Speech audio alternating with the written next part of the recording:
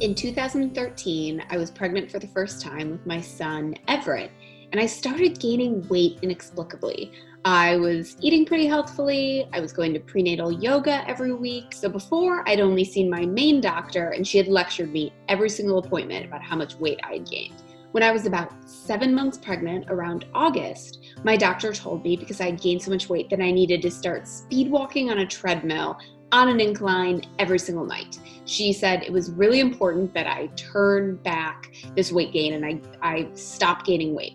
She just could not get past the idea that I'm a relatively petite person. I'm only 5'2", and I was gaining weight. And she just couldn't understand that somebody could be small and have a big baby. I knew that people gained weight. I knew that they were uncomfortable. So I thought that was just part of being pregnant. But because my doctor kept lecturing me and shaming me and judging me about how much weight I'd gained, it made me feel very uncomfortable. I dreaded going to her office for appointments.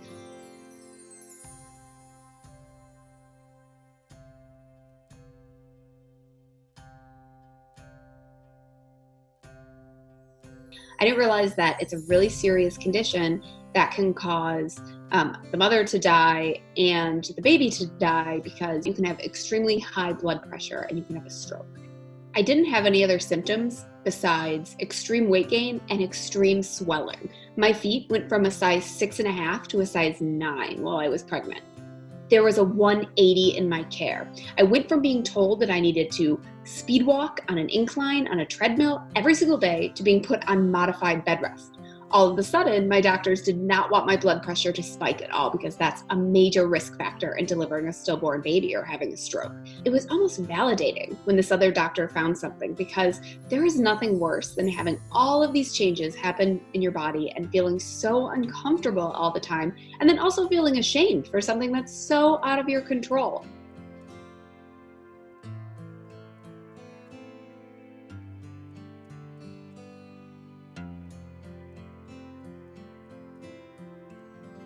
My doctors wanted to give me this medicine called magnesium sulfate while I labored because that's supposed to help reduce the risk of having a seizure. But my doctor never told me that in the moment. She never told me magnesium sulfate has so many benefits, here they are. Instead, she got on the phone with me and fought with me at 11 p.m., only telling me the drawbacks of the medicine, which was that I wasn't going to be able to get out of bed while I was on it, and I was going to have to labor on my back the entire time. So magnesium sulfate is something that they also have to administer via IV.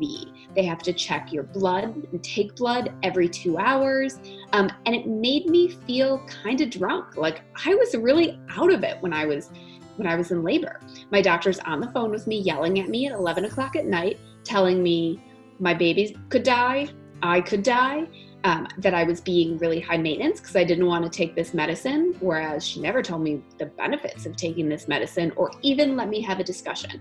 Instead, it became her yelling at me about how I'm a terrible parent and I didn't even have a baby yet. So I finally agreed to take the magnesium sulfate, and my labor was really rough. I was stuck on my back the entire time. And I was in labor for 24 hours with 4 hours of pushing. After that, I had a C-section. So I had the worst of both worlds, basically. I had a full labor, full pushing, and then major abdominal surgery. Luckily, I delivered my son, and he was fine. I was fine. We had no other health complications. Even though I had a terrible first pregnancy and a terrible birth, I knew right away I wanted a second child. When I found another doctor, that doctor said, well, let's order your surgical report and see what happened. He wanted to know more about pre-eclampsia and my diagnosis because after you have pre-eclampsia once, you're more likely to have it for subsequent pregnancies. After I ordered my surgical report, which I did not even know was a thing, and I highly recommend you doing it, if you have any medical procedure, I learned that not only did I have preeclampsia, but that it had escalated into something much more dangerous called HELP syndrome, which is extremely rare and could have killed me.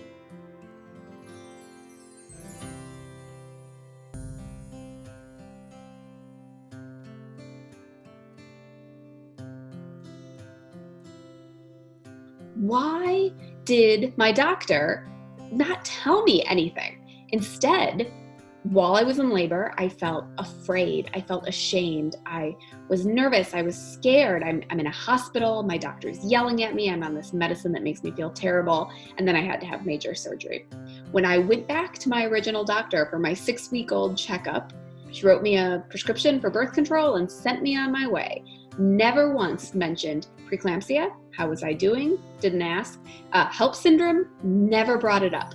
If I had not gone to a new doctor who had asked me to order a surgical report, I would have no idea that I had HELLP syndrome.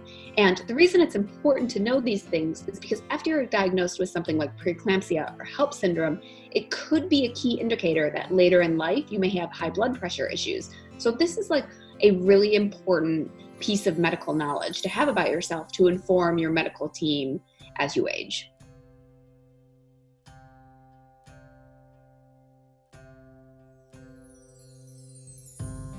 My advice to someone who's gone through the same thing I have is not to be afraid to stand up for yourself.